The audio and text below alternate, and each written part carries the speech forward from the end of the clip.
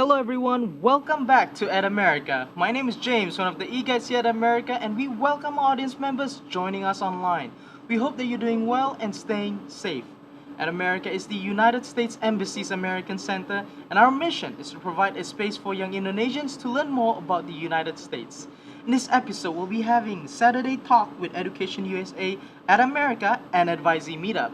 But before we begin, let's break the ice with a little game. I have here a question for all our audience members, and that question is, how many Education USA centers are there throughout Indonesia? And I have here several options. We've got 10, 9, 8, and 7. Stay tuned until the end of this program because we'll be giving a live shout out to who can answer correctly on our social media. Other than that, don't forget to take a selfie and tag at America's Instagram account. Now, to start off the event, without further ado, let me introduce everyone to today's moderator, Kak Fina Alatas, at America's very own Education USA advisor. Kak Fina, the stage is yours. Good morning. Thank you so much, James. Hello, everyone. Welcome to Ed America TV. My name is Fina. I'm one of the advisors for Education USA based in Ed America, although I'm currently in my home.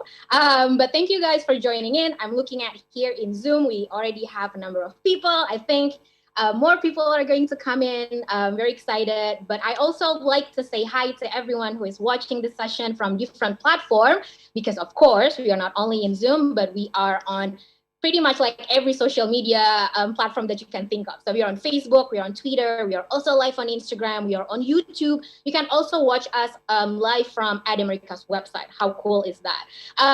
Wherever you guys are watching this from, feel free to stay there. If you have any questions or you want to just say hi, you can do that in the chat or in the comments, wherever you guys are watching this from. Or if you want to join us here in Zoom, because it's getting crowded, I think it's going to be so much fun in the chat room, and we're just going to talk, Santika and I, so it's very exciting. So if this is your first time, welcome to our event. Again, my name is Fina, and I'm with Education USA in Ed America. If this is not your first time, welcome back, and thank you for joining in again to our event. And like usual, before we start the amazing discussion, fun discussion, I would like to give you a glimpse of what Education USA is. Okay, give me 1 second here. Okay, so what is Education USA? If this is your first time here and you're wondering, what is Education USA? At America, you already know because James already explained it. But what is Education USA? We are part of the U.S. Department of State network of over 400 international student advising centers in more than 170 countries. So as you can see here, we are basically all over the world. There are so many advising centers out there, not just here in Ed America. So what we do actually with Education USA, we basically assist you who wants to study higher education in the US, bachelor's, master's, or PhD. Or here in Indonesia, we call it S1, S2, or S3, all right? And the good news is all of our services are free of charge. I know it sounds too good to be true. Almost like every time someone new heard about Education USA, heard about our services, they are, like, is it really free? But we are free. We are being supported by the US Department of State. So here in Indonesia, the good news is not only here in Ed America, but we actually have a total of 8 centers with 10 advisors. So all of us are covering the whole country, basically. So we have 2 in Jakarta, 1 at the US Embassy with David and Iqbal, if you are familiar with them already. And 1 in Ed America, of course, with me and Santika. We also have 2 in Surabaya, 1 at the US Consulate General with Husky there, and then another one in one of the universities, Universitas Erlangga Unair with Ambar. We have 1 in Medan, also similar to in Surabaya at the US Consulate there with Jeffrey. And we have 1 in Malang at Universitas Muhammadiyah with Zaki. 1 in Makassar at Universitas Fajar with Cendani. And last but not least, we have 1 in Banda Aceh at UIN Araniri with Lilis. So if there is no advising center where you live, don't worry. Again, like I said earlier, we basically cover the whole country. So you can reach out to the nearest one, or now that you are being exposed to Education USA at America, feel free to use our service here with Santika or I. What are the services that we provide? So we provide you with 5 steps. So we start with step 1, which is research your options. So you're thinking on studying in the US, but you're not sure, where to start, where to go.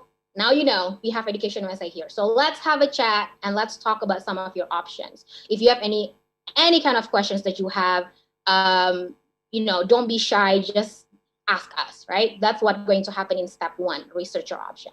And then once you're pretty much convinced that, okay, I'm going to do this, right? We can move on to step 2, which is finance your studies, because it's equally important, right? You want to know some of the funding options for us as an international student. Or maybe you're an American, I don't know, who lives in Indonesia, and you also want to know some of your funding options. We can also do that, right? And then we can move on to step 3 after that, which is completing your application. This is getting more technical, because then, you're compiling all the documents and all that. And again, we are here for you guys, right? So we can take a look at your essay, for example. We can take a look at your resume or CV.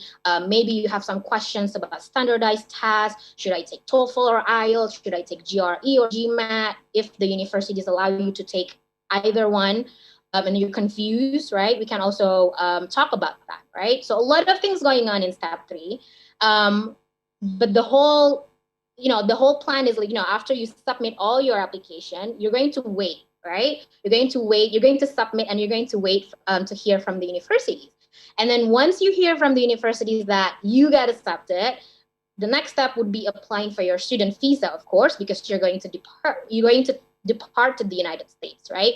We are giving you the step-by-step on how to apply for a student visa as well, right? So apply for the student visa. And after that, we move on to step 5, which is the last one, prepare for your departure, or we call it PDO, pre-departure orientation.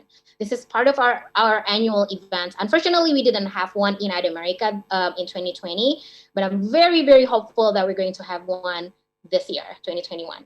All right. So what happens in the PDO, or pre-departure orientation, is, we cover, so many topics, from how to maintain visa, or maybe even before that, how to apply for a student visa. We can talk about, like how to find housing, anything that is related to when you are in the US, right? What is the classroom experience look like?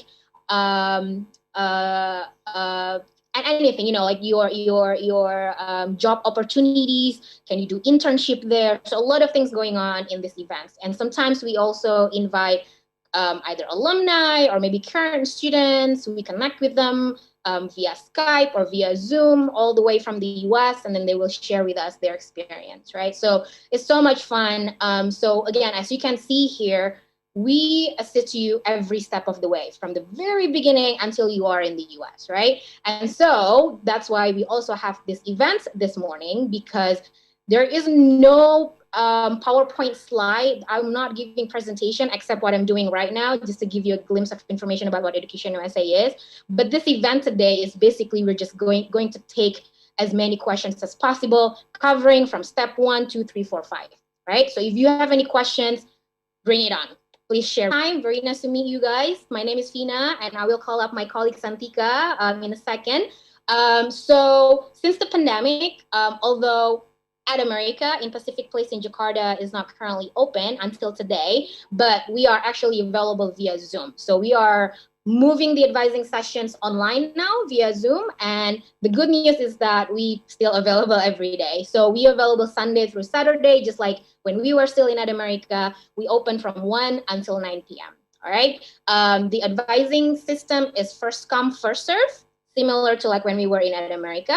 So just as long as there's no advising session going on, you can basically come into our Zoom room. I think Santika will help me copy paste the Zoom link in the chat if you are in Zoom. But I leave it also here in my slide, okay? Oh, and by the way, obviously there won't be anybody here because we are now here in running the event, but also because it's still at 11:10, and we're normally not start the advising session until 1, okay? Or you can email us first if you don't feel like just jump into Zoom and talk to us directly. You can email us first to our email center, just to probably say hi and introduce yourself, and maybe you have some of the questions that you really want to ask us, you can email us at jakarta.atamerica@educationusa.org. All right. My next slide, I would like to give you a glimpse of what is going on this month, and I am very excited. Next week, this is part of our monthly events as well. How to build strong CVs or resumes, as well as everything you need to know about letters of recommendation. So we're going to have this next week. It's going to be on Thursday evening, January 14th at 6:30. The next day, I'm very excited to invite one of my advisees again for the second time, because I just feel like her story needs to be heard by as many people as possible. So her name is Tiara. She got into Harvard class 2023, so I think she starts this year in fall, but we would love to hear more about her journey. I'm very fortunate to be able to also assisting her on the essay, so we want to hear more about her story. So if you want to know more about her journey, basically, especially if you want to study in the public policy field, you definitely want to join this event. It's going to be on Friday at 6:30. Okay, and this will be only Tiara. So we're going to have a discussion with her for the full 2 hours. So it's going to be on her, and we're going to learn so much from her as well. Okay, and maybe this is also a good time for you to also get a better idea of what kind of services that EducationUSA provide. Okay. And then on Saturday, so next week, it will be kind of like packed for EducationUSA. We have 3 events in a row, but you definitely do not want to miss this. This is, Tita was not my advisee, but I'm very glad to know him. His story is really amazing. So he went to Stanford, fully covered by the university. He failed a couple of times trying to get Fulbright. I don't know if he actually applied for LPDP, but he told us, this is also the second time for Tita joining our events here in America. But I think, I remember he mentioned about like he failed a couple of times applying for scholarship, but they didn't stop him. It didn't stop him from trying to the point where he made it. And then he actually just let me know a couple of days ago that he's currently in the US, and he has a new job. And then it gave me goosebumps when he told me that he will be starting working for Tesla for the senior something position. And I'm like, oh my God, this can't be like I'm glad reaching out to him and having him for this event, because we are going to hear similar to Tiara, but Tita is definitely more senior because now he's working in the US. So we would love to hear more about like his journey from the beginning until now. He makes it to working for one of the best companies in the US, right? So this is going to be on Saturday, same time as today. It's going to be at 11. We normally do events in the evening here in Jakarta, but because Tita is in the US, I feel bad to ask him to, wake up really early for us here to match the evening time in Indonesia. So I think, why not Saturday morning? So hopefully you can join this. The week after, my favorite event, my monthly event as well, I will be giving a presentation on everything you need to know on statement of purpose and US university essays, right? This is, again, like I said, it's part of our monthly event. So I, usually give this event every month. And then the next day, another interesting event live from the US, well, similar to Tita. Tita was also in the US, but this is very fresh. Haryano or Hans, he is one of my advisors as well. We've been, working together on his essay for, I think, up to a year until he made it. He made it to Columbia, and he actually just got to New York. And I'm very glad that he is able to join this event. And we're pretty much the same. We're going to hear about his story, his journey, applying for an MBA, because MBA is one of the most popular topics that a lot of us applying, and it's really, really hard to get into MBA top schools in the US. And so we would like to hear from him, right? But then beside that, we would also like to hear from him, like, what it feels like now he just got to the US. I think he will be done with his 14 days quarantine. So we would love to hear more about that and the whole situation in New York, and as well as like how to find housing and all of that, or maybe he is still looking for housing. So it will be so much fun. So it's going to be the next day, no, a day after my essay presentation, and so yeah, I really hope you can also join. And the good news is that all of these 5 events that I just showed you is already available on our website. Either you go straight to Education USA official website, which is educationusa.state.gov, or you can go to AdAmerica's website, atamerica.org.id/educationusa, and then you can scroll all the way down, and then you can find the information for each of the events there, and then you can register via Zoom. And it's really nice if you can register via Zoom now, because then Zoom will kind of send you a reminder a day before, I think, so that you don't forget. Okay, so I believe that's my last presentation. Okay, and I'm very excited. I am going to call up my colleague Santika, and then we are going to begin the discussion. Hi, Santika. Hi, Vina. Good morning. Morning. How are you, Santika? Happy New Year. I'm great. Happy New Year. Happy New Year, everyone. Thank you so much for joining us. This is the first event of the year 2021. Vina and I are actually very excited to be back, making events and everything. And that's why, if you realize, we have more sharing sessions this month. We have 3, right? And we only have 2. Yeah, and we try something new as well, because if you've been with us before, you guys are familiar how we usually, when we have discussion sessions, we sometimes have a minimum of 3 people, and then we try something new this year where we just focus on one person, and then we want to see how it goes, because I feel like having 3 amazing speakers is not enough under like 2 hours. So we'll see how it goes.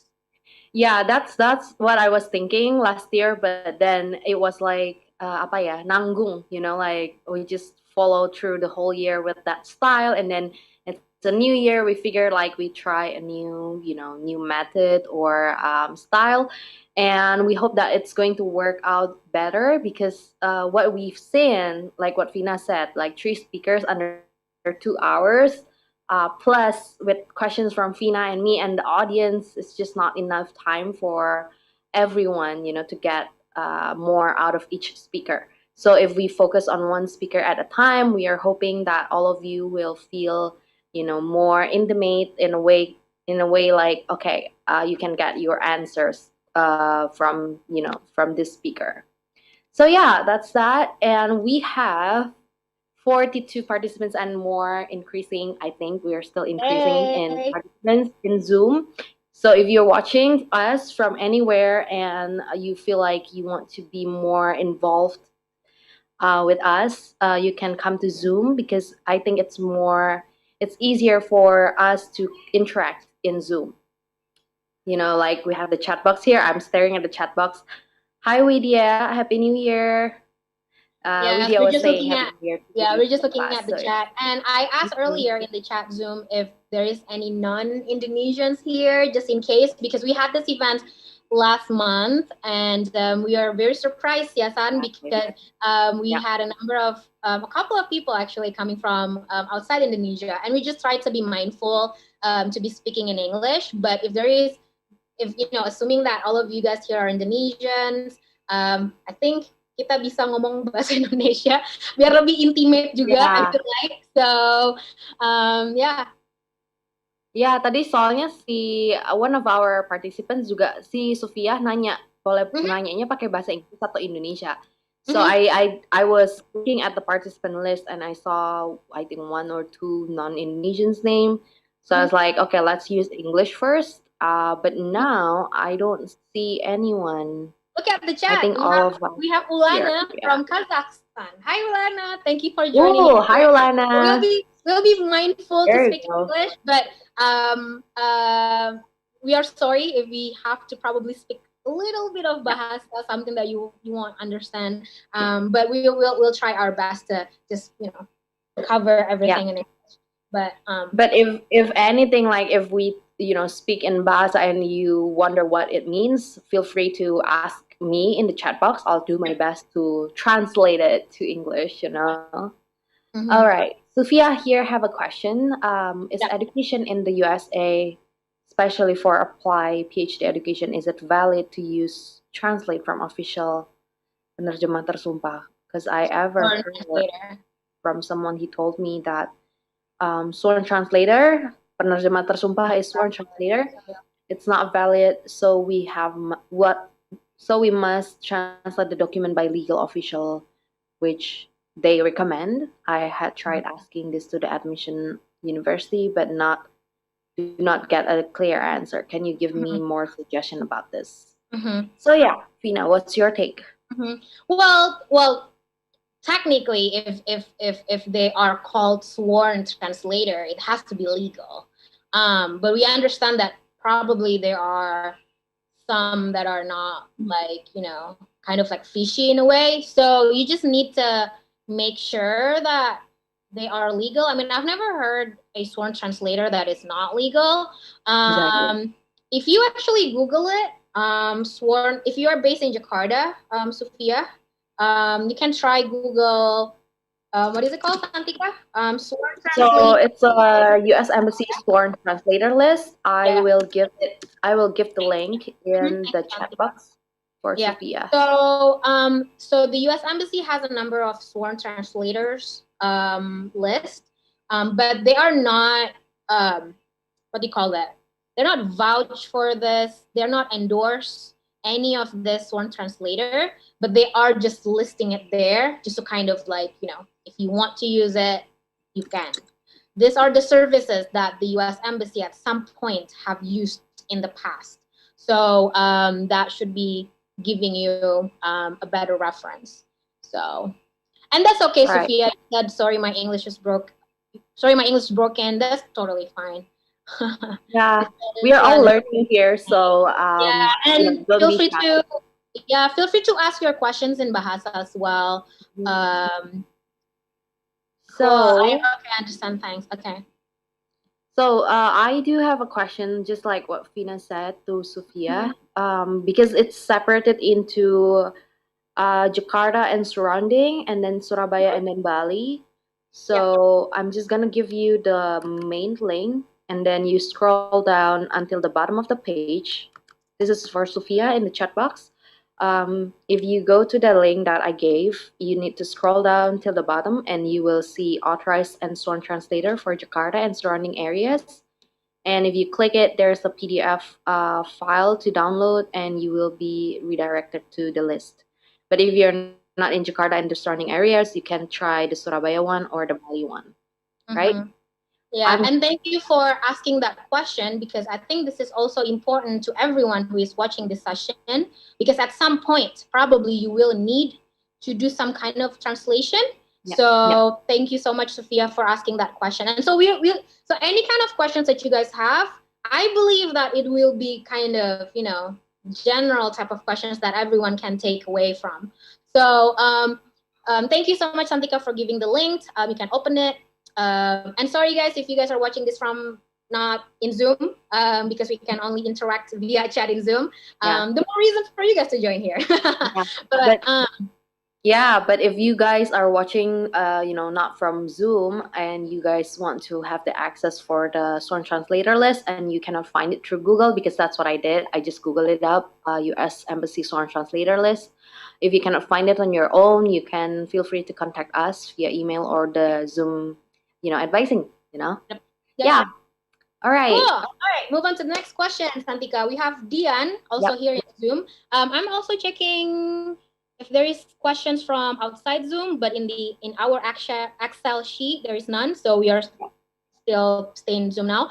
So Dian here is asking, since I'm planning to pursue an MBA, so definitely you want to watch Hans' event towards the end of the month.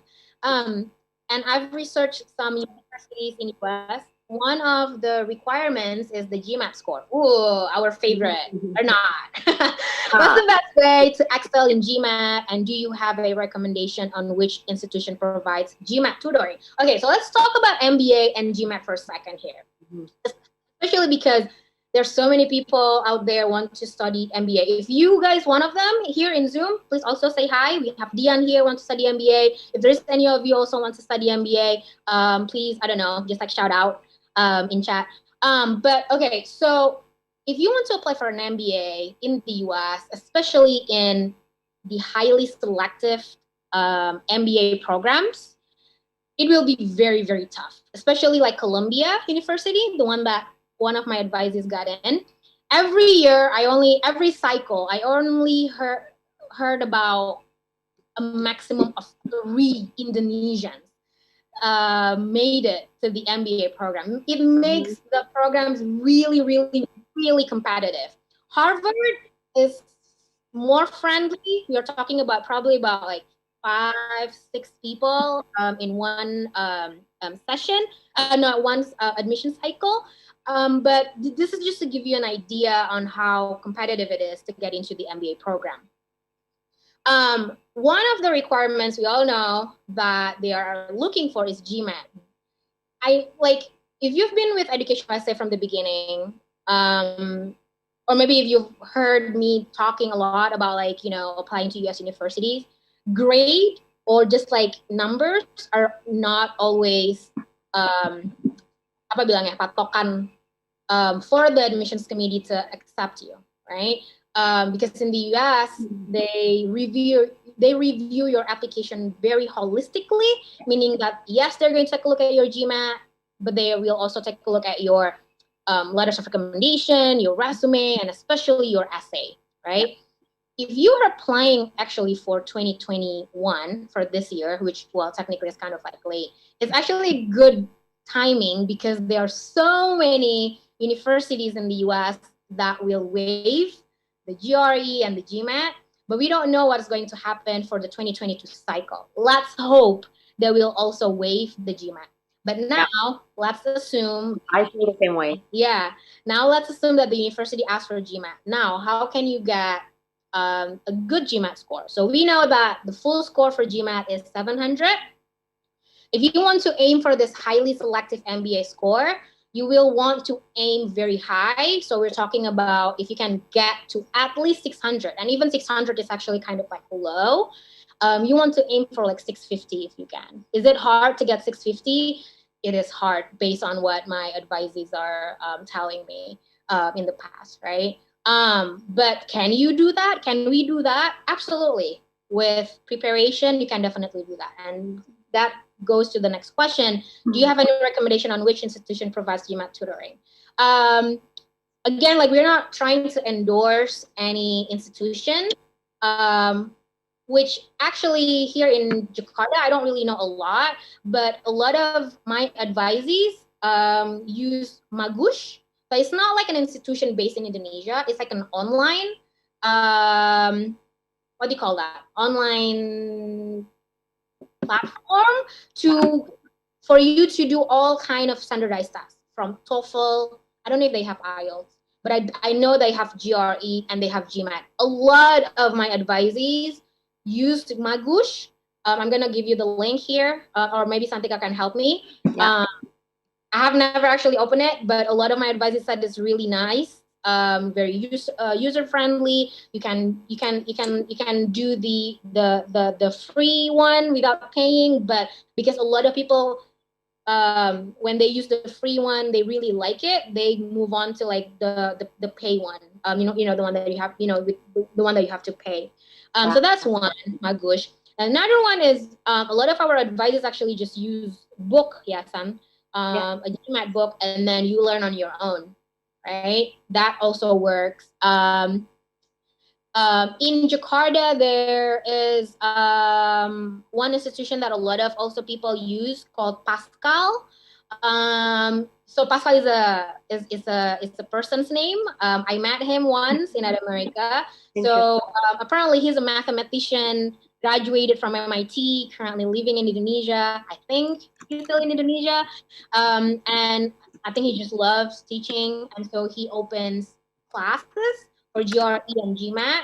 So you can look that up as well. If you Google Pascal Edu Jakarta, they have a website. You can register there. You can even, I don't know if they do like private class, but they do have class. And I think they reduced the number of students now with the pandemic and everything. But that's also something that we heard a lot from our advisees. There is one more in Jakarta, but I can't remember the name. It's also like a person's name, and just teaching GRE and GMAT to Indonesians. So there are actually a lot of resources out there. So hopefully, Dian, it helps if you have still want to ask any questions, or you're not satisfied with my answer. Let us know. I doubt, Vina, because it's so comprehensive, your Thank answer. you.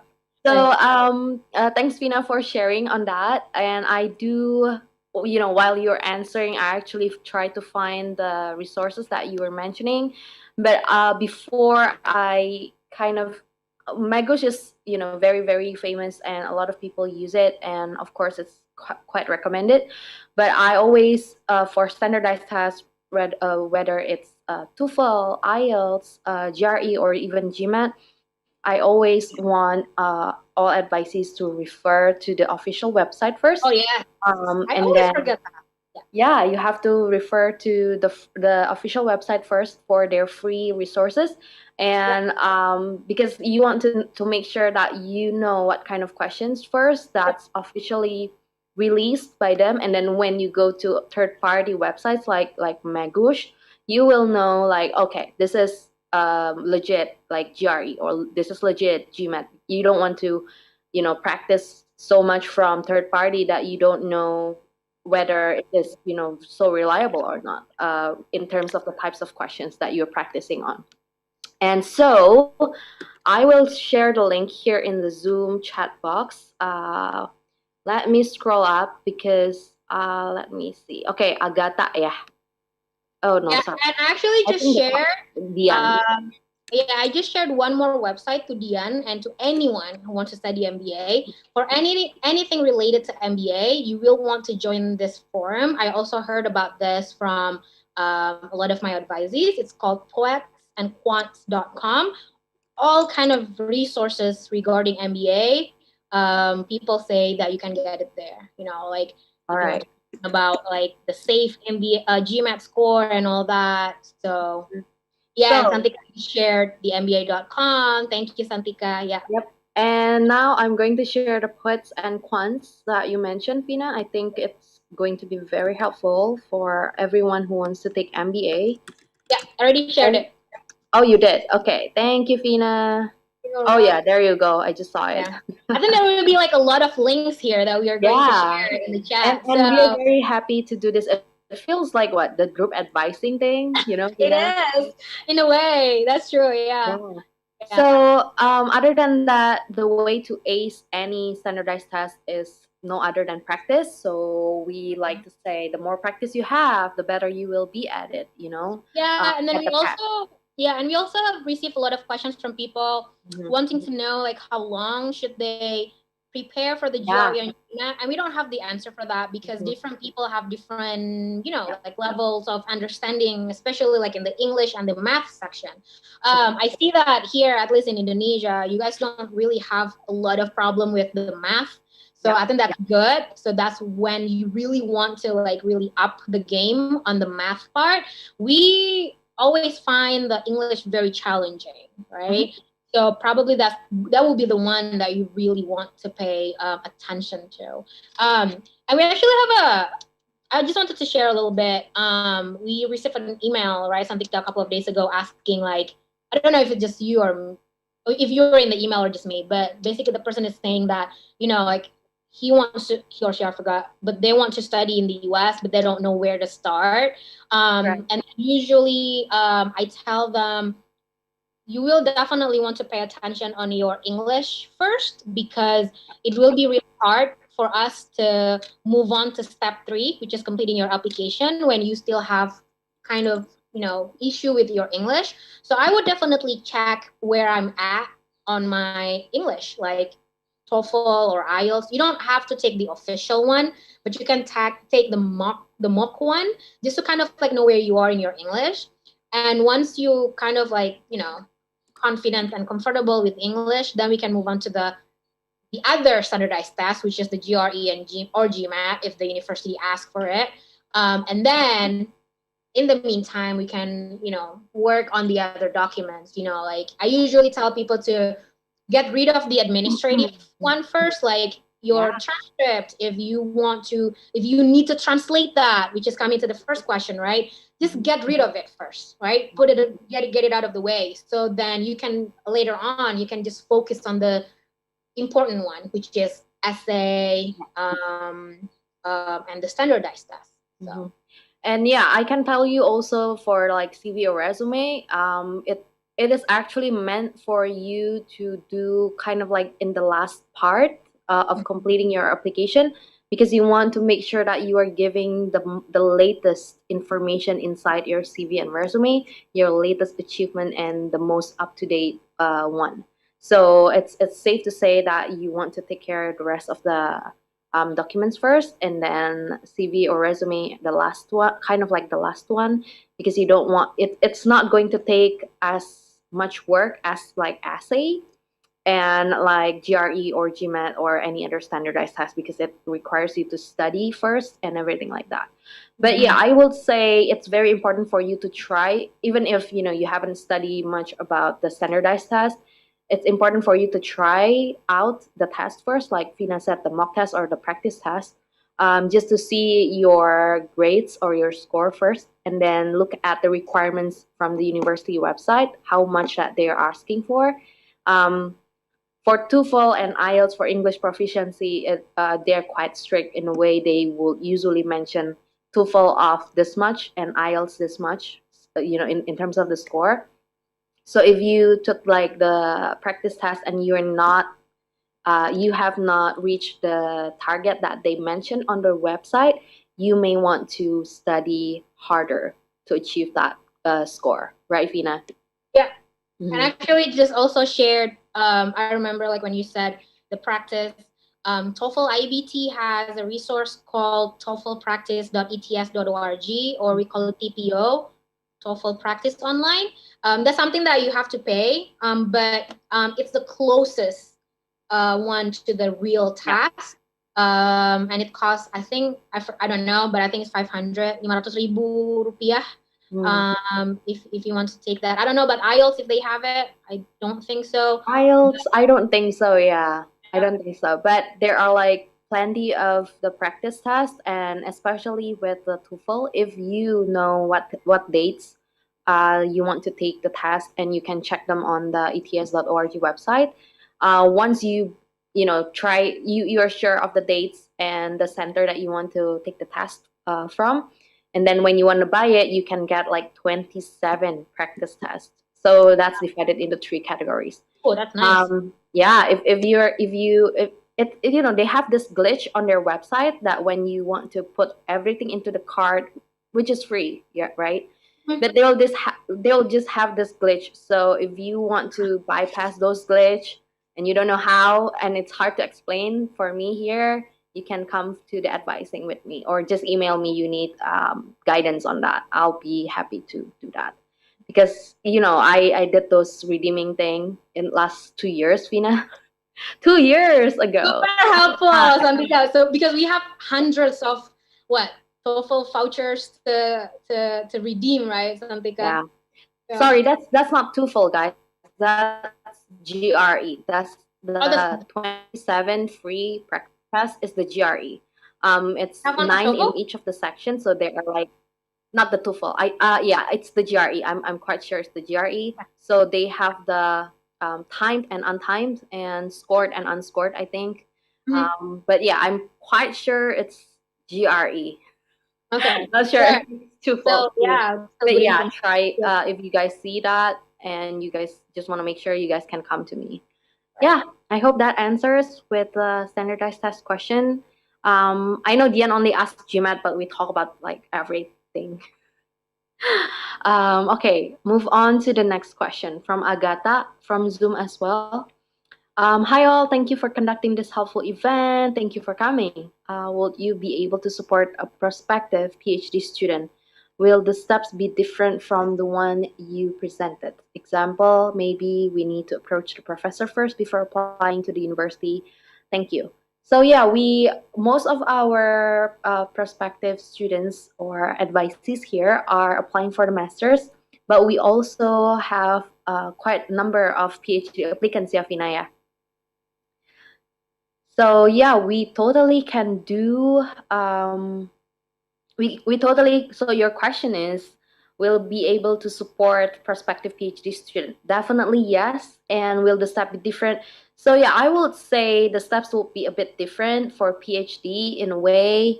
You can, or you may, or you may not approach the professor.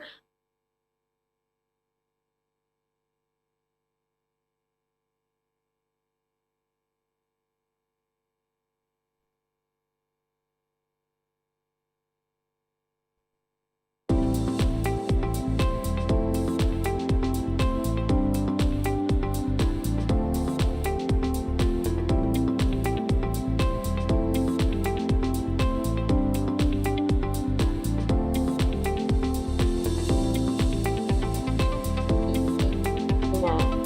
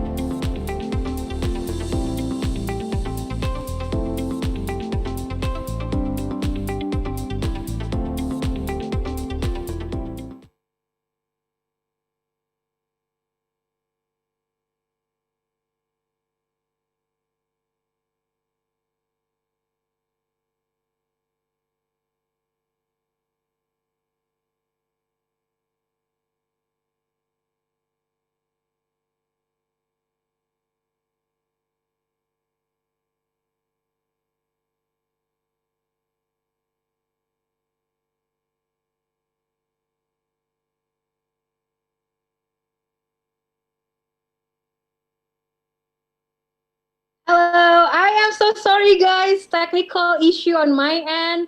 I'm really sorry. I'm really sorry about that. Do we have Santika here? Santika? But Still I don't know where we connecting. were. Okay, Santika will be unmuted in a second. Okay, I'm really sorry, guys. Technical issue here. Santika, hi. Hi, I'm so sorry. I think mine is also. Mine is I also. also have What is technical happening? issues. Sorry, guys. Yeah, I don't know where it stopped. So I was answering a question from, let's see. So sorry, guys. Technology issues. It's out of our hands. So let's see. It's about PhD. I just kept talking and then the connection was dropped. So here we are. So I remember the question was about the PhD, if we can, help PhD prospective students. That's definitely yes. And if it's going to be different, so it's like whether or not you should connect or contact the professor first before applying and everything. So it really depends. We would always recommend for PhD prospective students to try to make connection with the professors, but some universities or some faculties are just not possible. So I was referring to, most of them, the very highly selective ones are usually, not available for you to try to make connection with the professor, just because they will be flooded with so many emails. So that's why on the website, if you see different university can have different directions. Some of them say you shouldn't contact the professor. Some of them say you should try to contact the professor, and it gets confusing, right? So just follow the university website if they have that kind of specific directions for you.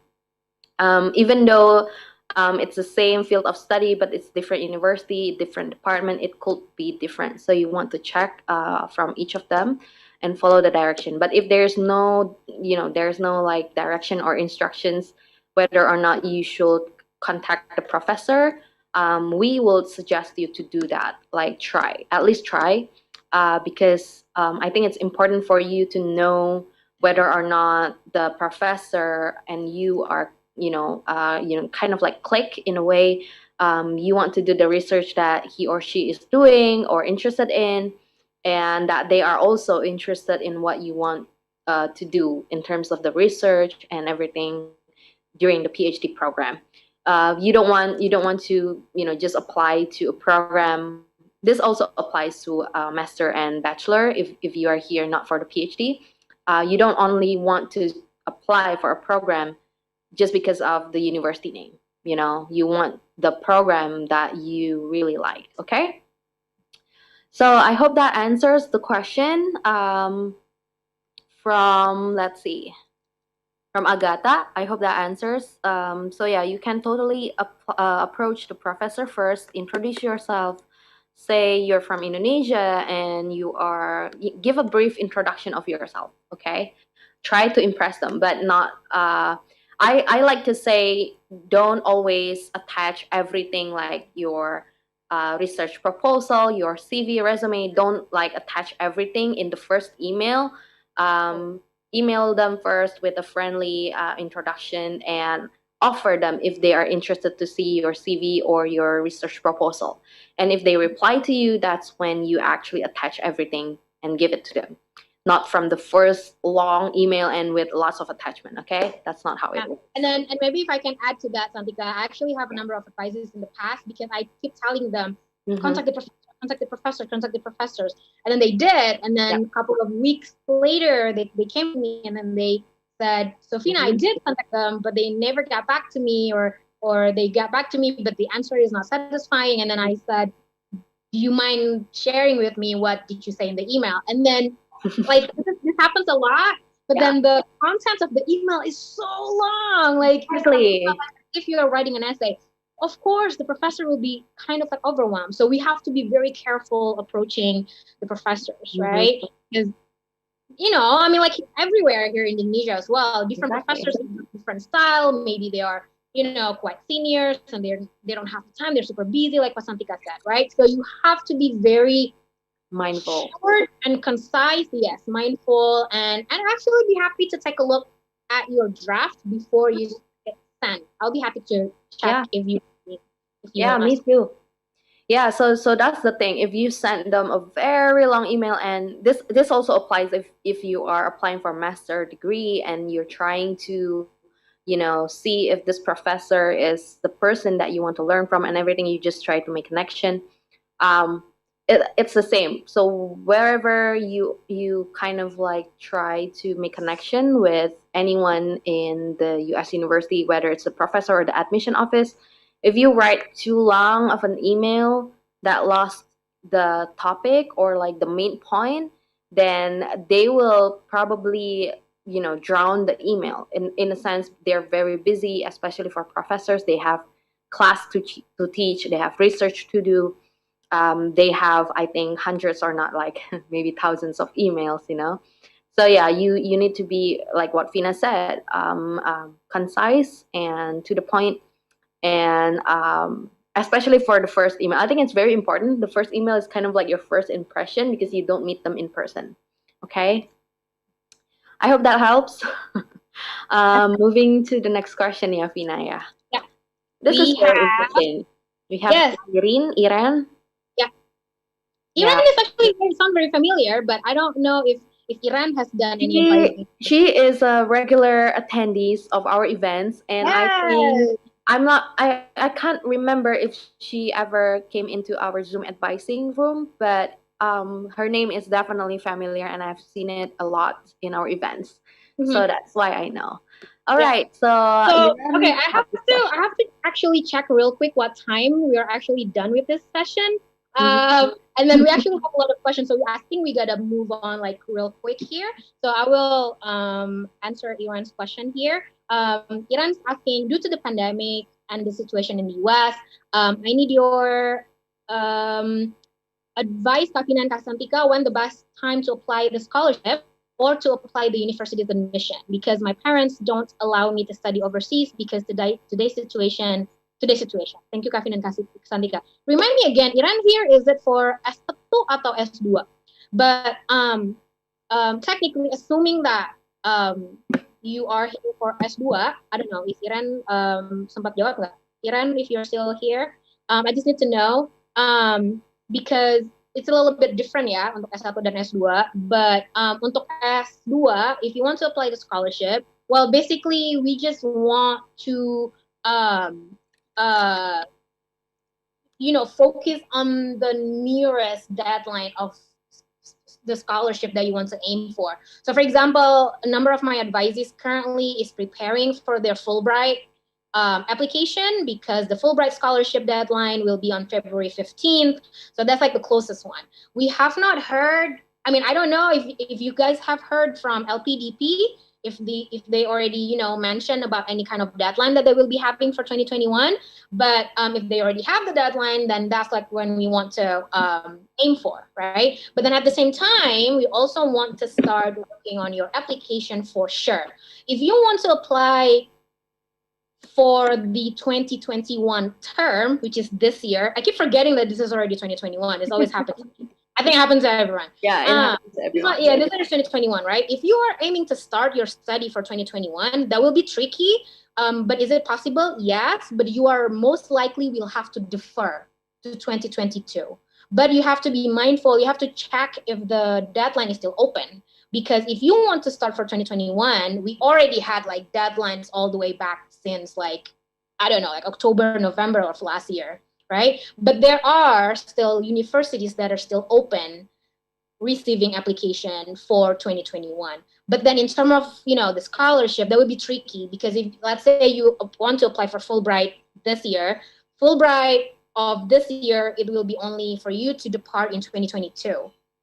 So either way, you have to defer. Even if LPDP is also open, unless they open very early now, like early 2021, there is still some possibility for you to depart in fall of this year. If not, then again, you will have to defer. But either way, 2021, 2022, Iran, you definitely want to start now.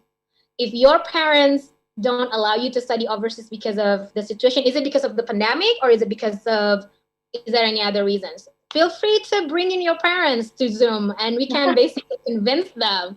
We'll be happy Yeah, to that's part of our job. It's very yes, interesting. yes. And I'm actually good at that. Santika is also good at that. I happen to Yeah, yeah, change parents' mind yeah. to I think I need more practice on that because the yeah, fact that most of our advices are master applicants, they don't usually bring in the yeah. parents, but yeah, we can do that.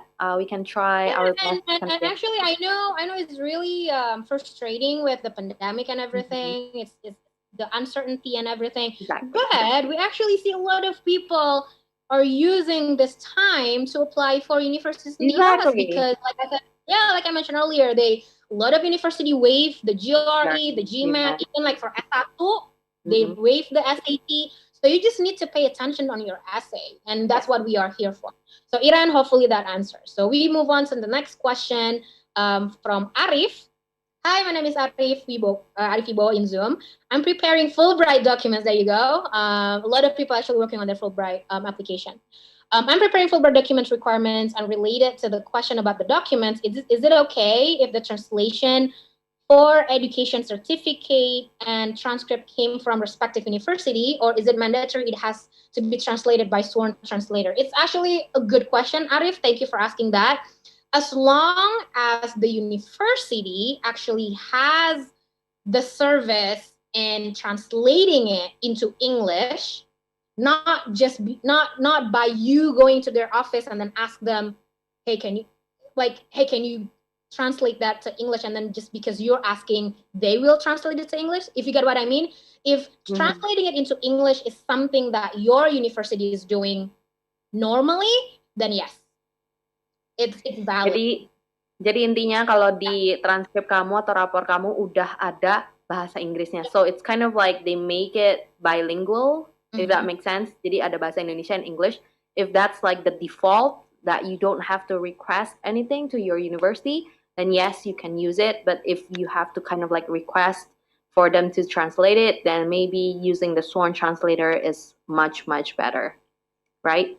Okay, I hope that answers the question. And of course, if you have any doubt with, any doubt and questions about the Fulbright, the best way to get your answer for sure answer is by contacting the Aminef. Okay, it's aminef.or.id. That's where you can find every details for Fulbright scholarship. And if you have any questions, try to read the FAQ first. And if there is no answer in the FAQ for your question, then email them. All right, I hope that helps. And the deadline is coming up. If you guys are trying to apply, please pay attention to that, okay? All right, next question, Evina. Yes. From William in Zoom. Hello, Ka, Happy New Year, all. Happy New Year. And well, I have a question. Yesterday, I joined the seminar. It is talk about how to study abroad, and they gave me information that I never heard before. They said there are a lot of university in the USA and mostly famous university offering about direct PhD degree programs, so without master degree. Is it true? I really know a little more about this. Okay, I really want to know a little bit more about this. So yes, there are programs like that, Yafina. Yeah. So yes, and I don't know, Santika, if you can help me dig in to the event that we had. I was thinking of that. Do you remember the name of the advisee? I think it was some. I remember we invited four. I remember we invited four speakers, and all of them are PhD, right? Yeah, we got one incoming PhD student, current PhD students, and then some of them, if not all of them, are actually doing direct. Yes. No, not all of them. And I remember Satria from University of Pittsburgh doing master's with Fulbright. He's going to continue PhD in the US. I forgot where. But two of them are actually direct PhD, if I recall it correctly. But I have one of my advisees, Kila, direct PhD. So William, you're definitely asking a really good question. Very much. Just need to clarify your question. It's not like mostly famous. I see that practically a lot of universities in the US. Not saying that only the famous one that offer that. So it's actually depend on the university, depend on the department, not even depend on the major, because one major at University A probably has direct PhD program, and then the same major on University B doesn't offer direct PhD program. So it really exclusive to the department. But to answer your question, is it true? Yeah, we actually see a number of students. So for example, I had this one student came to Zoom. He already holds an LOA for a PhD in computer science. And then so I asked him, right, so where did you do your master's? And then he said, oh, I did a direct PhD program. And then so I learned more about, like, I wondered, like, how did he know about it and stuff. And so he said initially he was planning to do master's, and then when he did his research about the master's degree for particular universities, he found out that some of the universities that he wants to apply for master's actually mentioned about the PhD direct program. And so he was thinking, well, if I can do PhD directly, why don't I do that? And so a lot of people actually do that. So yes, William, to answer your question, it is possible. So you just need to find that particular program. Yep. So here we go. We have it was in August 14. I'm just going to share the link. Okay. After I tell you Santika guys. will share. So yeah, we have this event, and then Yeah. I think it will be really helpful for you, William, especially if you need some more convincing Exactly. by watching the our past event, because it Yeah. was like really nice discussion that we had, right, Santika, that Yeah. evening. So yeah, you definitely want to check that out. That's Okay, we can that's move on to the AMA next. with the U.S. University incoming PhD student. There you go. When So was that? here What you month go. was that? It was in August 14. It's Okay. AMA with U.S. University incoming PhD student. We have Got it. 4. And you remember it correctly. We had 4. I can't even remember the Yeah, number. 4. I remember one at Duke, right? We had Straight from 4. the US. Yeah, and then yeah. Yeah. But anyway, So all right. link. So yeah. There you go. So the next question would be is from Imelda Megadi Haas. Hello, Finance Antica. Thanks for this conversation. You're welcome. Thank you for joining in. How can I advise my referee to write the letter? What makes a strong referee? Ooh, this is a really good question that I would actually encourage you to join next week. Yes. So next week, yeah. So I don't know if you watched from the beginning, Imelda, but next week on Thursday evening, you can definitely check it on our website, or Santika, if you can help me with the link of next week's event. I'm going to give a presentation on not only about resume and CV, because that topic is quite straightforward, but I'm going to also give a presentation about letters of recommendation. So I'll be taking, like basically questions about that. Including how can you advise your referee to write the letter, especially to let them write the letter and not you, because ethically speaking, it's not right for us, the applicants, to write the letters of recommendation, where that is basically the case here in Indonesia. And we want to avoid that completely. And I basically, explain that on the event. So hopefully it's okay, Imelda, while I'm taking some other questions. But if you have some time, I will go back to you on this question. But for now, I refer you to the event next week. Okay. We have one from Abby here. It's really interesting because we don't receive any questions from the other platform. I wonder if you guys are actually watching this from Twitter, Facebook, Instagram, Exactly. YouTube. But anyway, Abby here. Hi, Kafin and Kasantika. Do you have any recommendation of free resource for SAT prep test? Hi, Abby. Thank you for the question. Similar, if you were here earlier when I mentioned about Magush, you will definitely want to check that. If Santika can help me, Santika, the power of Google, Magush. I think yeah. I it's just magush.act. something. So something around that. So Magush basically has pretty much like all the kind of standardized tasks that you can think of. So you will want to start there. Or Abby, if you heard me answering the questions earlier about GMAT, I also mentioned about Pascal. He also happened to have classes on SAT as well. So you can definitely check that out. And of course, like what Santika said, like with GMAT, you want to go straight to the website, the official website, which is mba.com. With SAT, go to the official website. So SAT is run by College Board. So if Santika can also help me, collegeboard.org, collegeboard.org, or maybe Google it first. Maybe they have like different link for SAT. But because that's where you are going to do the register, the payment and everything. So, and then last but not least, buy study on your own. So if you can buy a book of SAT, or maybe you can find that online resources like Magush, and then you just need to practice. So, yep. Yeah. So if you Google up, Abi, if you Google up free SAT practice test without using the Magush, the college board, here the website name is collegereadiness.collegeboard. It will just pop up. Google is that smart. We just use it every day. We don't know what to do without it.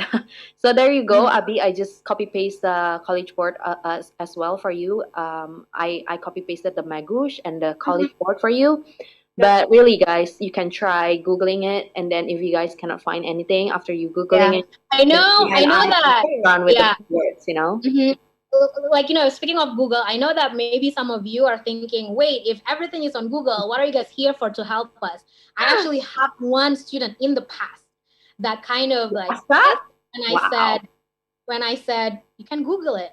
But it's true. Even if you ask for our help, we are getting it from Google. Yep. So if you don't feel like doing it, or maybe you're just like lazy, I'm just gonna ask Fina and Santika. Again, by all means, please ask us. We Please don't do. mind at Please all. But we're just saying to you guys, if you want to save the time, you know, Mhm. maybe you ask the questions via email and we haven't got back to you in the day. All of the questions that you have that we don't know, we are Googling it. Exactly. So yeah.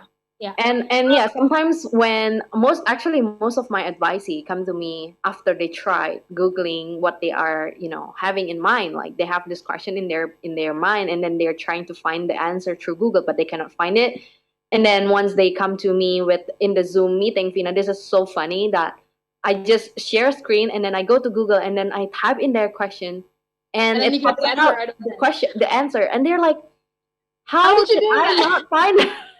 Because the keywords is different, The sometimes you have keyword, to yeah, I play think you around just with need it. to, yeah, you just need to play around with the Yeah. keyword. And for me, I don't know, because I set my Google Chrome to change the location to the United States. So I think that's also why whenever like I Google, some kind of like universities, I need, like some resources, it will just go pop up like right away, not like competing with like Indonesian kind of like links. Maybe, I don't know. But so that's that. All right, so I hope it helps, Abi. Yep. We move on to the next question, which I love. I read it a moment ago from Sophia, asking about PhD. It's really interesting. It seems like we have a number of PhD applicants in the room today. Happy to answer it. So Sophia is asking, maybe my question is the same as Agatha. I confused about whether I should direct contact the professor or read the publication first and talk about the research idea that I want with your PhD. On average, my friends say that just contact and ask for topics that will be used as research. No, do not do that. Do not do that. Before I forgot, don't do that. Don't ask for topics to professor like, Nope. hey, prof, what are you working on? You can't do that. That will be your part to do the research, right? Yes. Or I first recognize the professor inside, yes, so that I can know what research he or she can accept. I don't know where your friends actually do their PhD, probably in other countries, and maybe that's what they normally do when contacting the professors and asking what they're working on. But in the US, you definitely do not want to do that. So if you're confused about whether or not you should direct contact the professor, again, like what Santika said earlier, you want to make sure about the website first, because some of the universities are saying that do not contact the professor, or something like we do not recommend, or you don't have to contact the professor. Or even like when you find the professor that you really want to work with, even on their website, because the professors in the US, they have like their own website, right? Like they have like their list of research, they have like their CV and everything, the classes that they teach. Sometimes on their website they even mention, do not contact me unless blah blah blah blah. Or maybe there are some professors are saying, feel free to contact me. It really really depends on the professor. So if I were you, Sophia, you just need to make sure that you know for sure what research that you want to do. And I'm pretty sure you're already in that stage, right? The second, you will want to find the professor without contacting them first, right? Find a number of professors from different universities. We don't want to just like stick to one universities, right? Just in case. And then once you know that I want that professor, he or she is currently doing a research that I really want to do as well, and I'm pretty sure, or quite sure, quite positive that the professor will love the kind of research that I also want to do. So if you are in that stage, then you dig in more about that professor, right? And then once you're kind of like, yeah, I think this is it. I have like 4 different professors from 4 different universities and stuff. Then that's like when you want to kind of like check, right? If the university is saying don't contact them, just direct apply, and then you apply to the university, right? Or maybe they don't mention anything about not contacting them, then you can contact the professor. So let's start from there, right? And again, if you're still confused, we are here. I'll be happy to have a chat with you and answer some of your questions about like this application process, right? So I really hope that answers, Sophia. You want to add anything more, Santika, or So yeah, I go? just saw that we have more questions, and I was trying Okay. to answer them in the chat box. I'm actually typing for William the Okay. Duolingo English test, and Awesome. Awesome. so yeah, I don't have anything to add. Oh, Anything to add? Duolingo. Yeah, We've been talking about Duolingo, yeah, Santika, the end of yeah, last year, and exactly. but let me answer Imelda. Another question from Imelda here. I was just wondering if the personal statement of the students admitted in Ivy League schools were more to like full of sads and like very researchy or like very personal. Some of those I found very melancholic. Which one works better, you think? Thank you, Imelda, for the question. I don't know if I think I did you answer that question, but I'll be happy to elaborate a little bit Yeah, please. on that because essay is my favorite. But assuming that I think Imelda here is for S2, right? Again, this is similar to who is that? Like one of the questions asking about like big name school, and you mentioned about Ivy League schools here. Just to clarify that it's not actually just Ivy Leagues. Let's generalize that a little bit more so that everyone here who is watching the session and not planning to apply for an Ivy League can also found this answer beneficial for you guys. So like I said earlier, the majority of universities in the US, they actually review your application holistically. And yes, essays actually play a huge role. So that's why here in Education USA America, I'm willing to give the same presentation over and over again every month to save your time, to help you, to whatever, right? So personal statement. So let's email that this is yes, you're applying for. It seems like you're applying for Ivy Leagues, but this is basically to all universities in the U.S., right? Is it full of statistics or full of research, very personal? It will be depend on what they're actually asking for. So I'm going to try very brief because we don't have much time. And basically, this is something that I'm also going to talk about like on the essay event on what I forgot, 21st, I think, of this month. But there's what we call personal statement, and there's also what we call statement of purpose, assuming that you guys are here for S2, right? So statement of purpose, it can be a mixture of something that is like personal and you discussing the situation, basically your statement about the purpose that you want to do, right? So the short answer to this is basically can be a mixture of those. Although if you want to be personal, it will be very tricky because then you have to have like a really unique, different type of personal story. This is I'm still talking about master's degree essays, right? I'll be getting to the bachelor's. So normally for S2 or S3, I prefer for you guys to just like write directly talking about the situation of what you're trying to fix or you're trying to start, a new ideas and all that stuff, right? But if you're here for a bachelor's degree, then of course it will be very, very personal because assuming that you don't have any work experience like your senior, right? People who want to study masters. So it actually different. And here in Education USA America, well, Education USA in general, but at least here in Education USA America, we cover both. So if you want us to take a look at your uh, bachelor's degree essay, we can do that. Master's degree, PhD, we can do that. So I'm sorry, Imelda, if my answer is not going to be like very satisfying, but I will definitely like urge you to also join this event because even if you don't ask this question, but we always tell our advisees, like like sometimes people coming in and then, hey, Fina, can you take a look at my essay? And then I will take a look very quickly, but the essay, if I see that the essay is not the US standard of essay, I will tell people to watch my event anyway, because that will be kind of like the first step for you to understand better on how to write a US essay.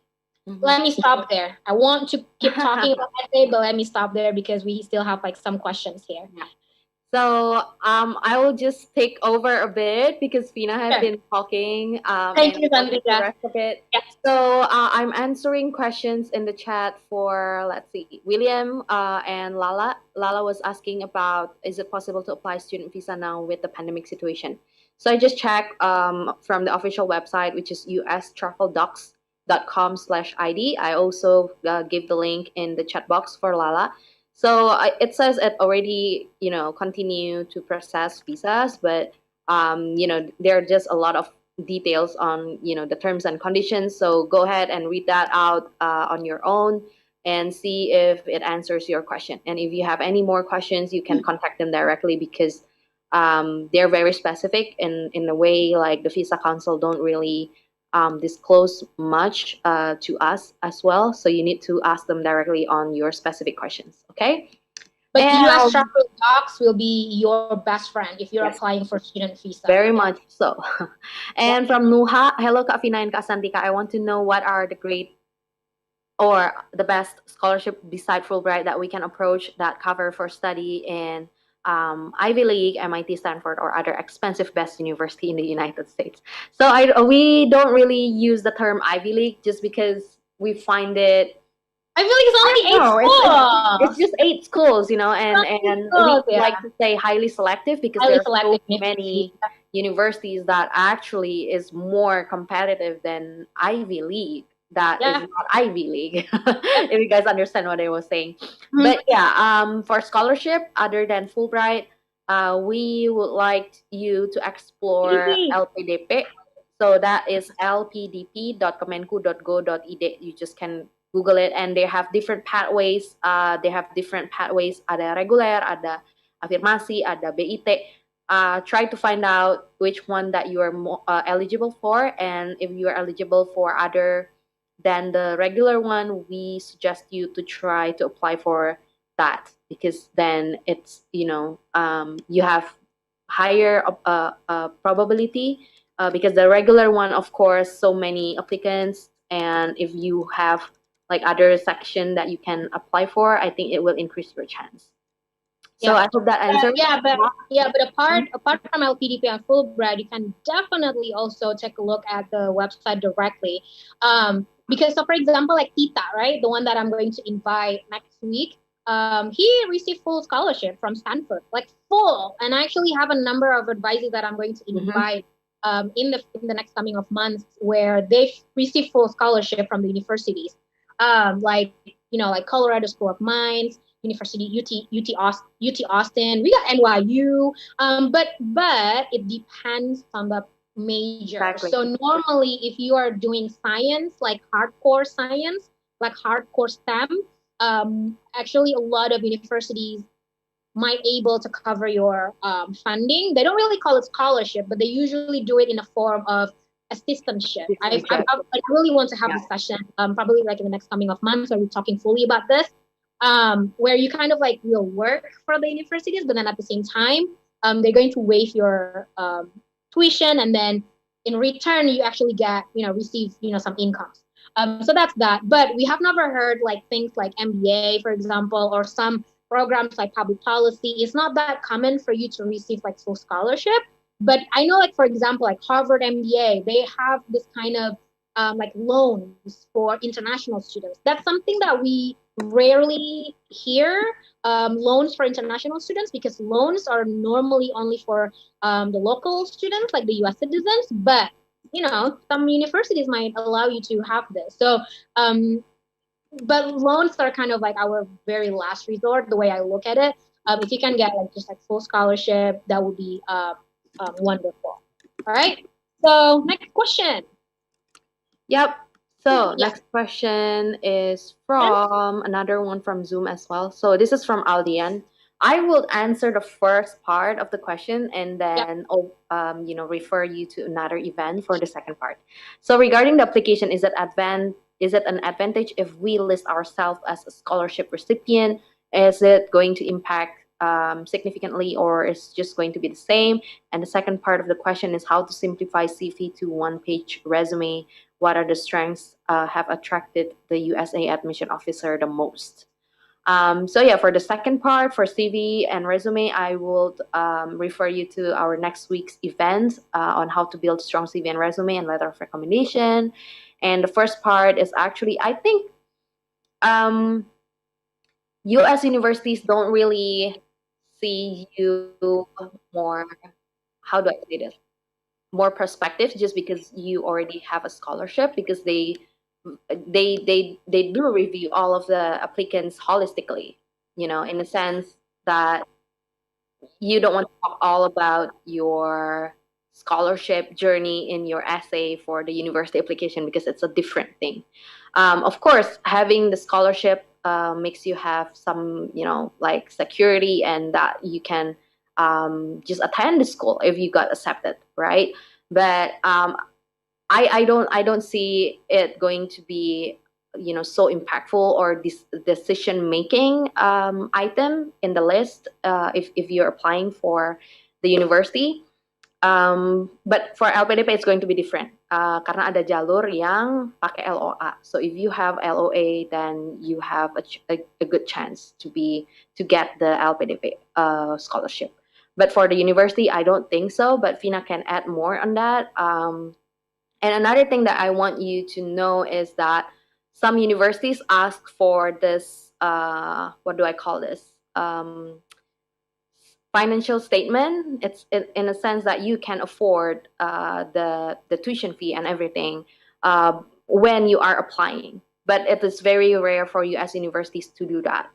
So if they do that, then maybe I would say, yeah, they will consider you more because you have like scholarship or the funding ready. But yeah, other than that, if they don't do that, then I don't see the difference. Okay.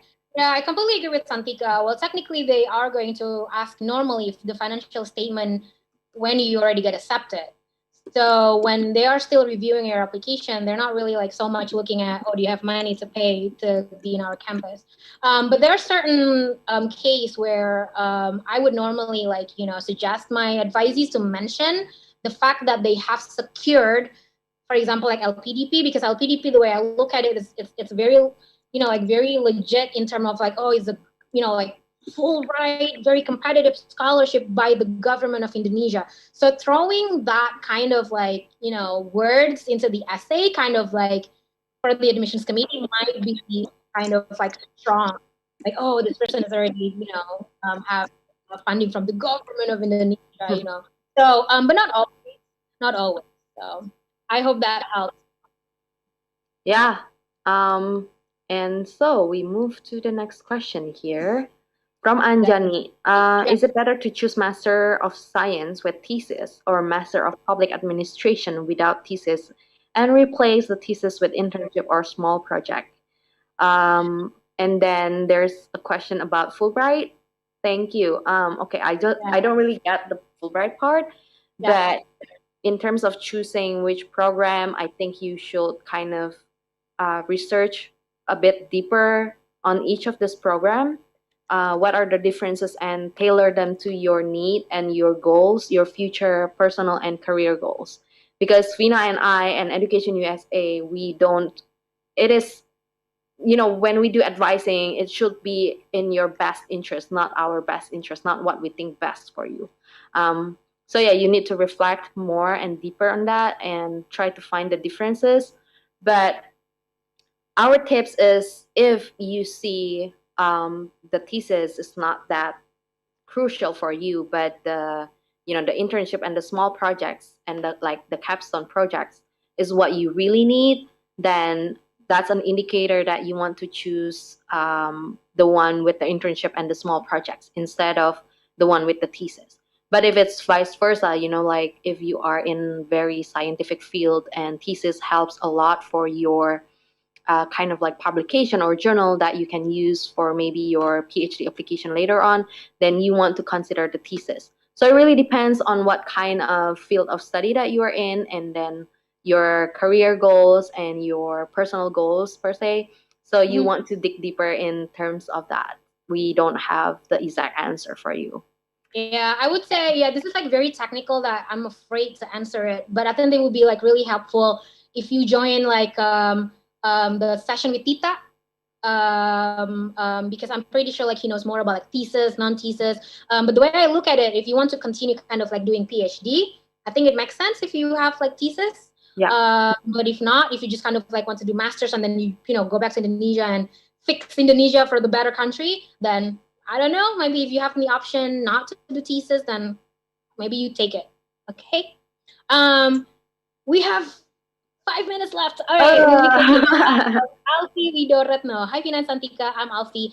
Talking about the application, my dream university are currently requiring very high TOEFL score. And yes, when you go to the US, especially masters, your TOEFL level is so high compared to if you want to study in Europe, Australia, and Asia. And I like that actually because yeah, I mean you need to have like that score of TOEFL, right? Like the TOEFL score here is 110 out of 120. That's actually really high. I won't be surprised if you actually want to apply for law.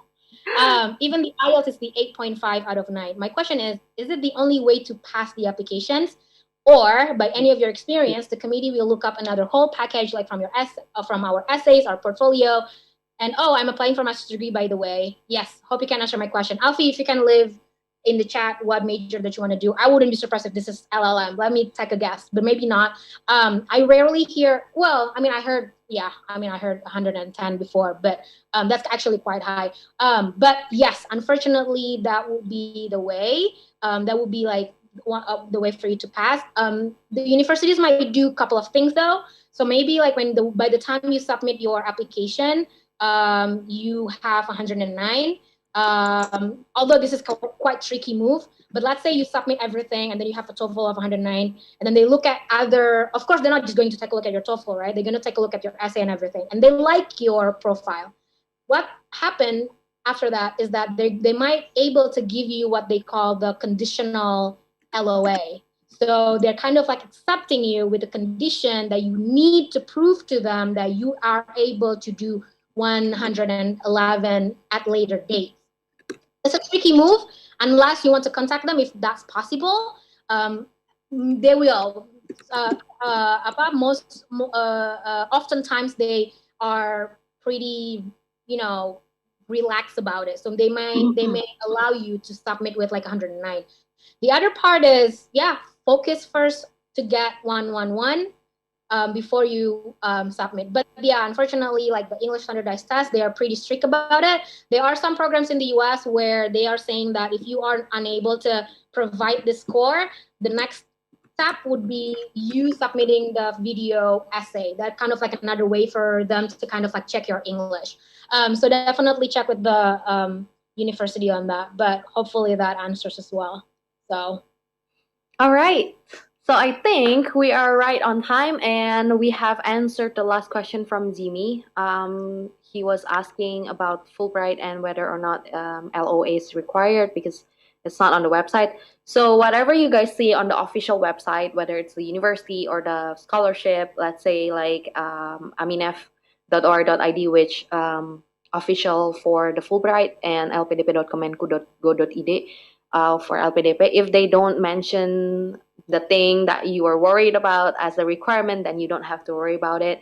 The same goes as the university. A lot of our advisees ask, should I come from this certain background? Like, should I hold this bachelor degree of A in order to apply for the master program in this specific field of study? And if it's not mentioned in the requirements, then you don't have to worry about it. If they need you to have certain level of knowledge classes or prerequisites courses, they will mention it on the requirement page.